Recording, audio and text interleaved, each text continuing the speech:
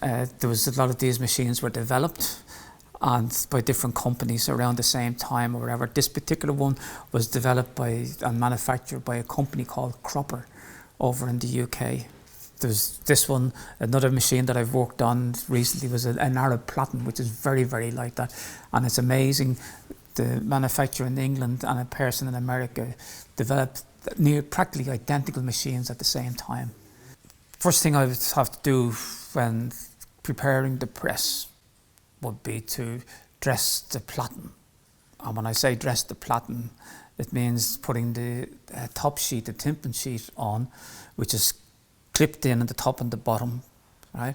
And then you build up with a few sheets of light paper like newsprint or whatever, like a sheet of card, to build up to a certain thickness, so that when you put your form in, your form with your type and the furniture and all made up, that the compositor would have made up, and you put that on the machine. When you ink up the surface then, the ink on the platen on the surface then, and you take your first pull, it should be even, but just a kiss of impression, enough impression to transfer the ink from the surface of the type onto the paper in a nice and sharp, without too much ink that is slurry or anything like that. Go for a nice sharp print or whatever.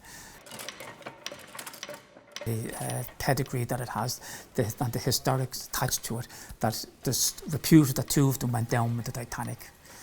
And on the Titanic, on most of the cruise ships and the transatlantic liners and all that, they'd have a little printing shop like a linotype, and they'd have a few of these machines here, a few of the hand-fed platens, and they'd have their invitation cards all very nicely printed, very ornate cards or whatever printed. So they printed all sorts of things, but two of them are supposed to have gone down with the Titanic.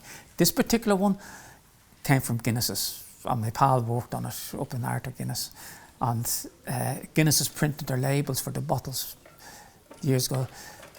On a large scale, all the labels be printed, but individual labels then for the different pubs. The barrel of beer would go to a pub and they would bottle off the beer themselves in the pub and they'd stick the label on. Well, this machine here, they'd actually overprint the Guinness labels with the name of the pub and the little town and village on it. So that's what that was used for in Guinness's, amongst other things, but mainly for that. So there's great history attached to it. It's our heritage.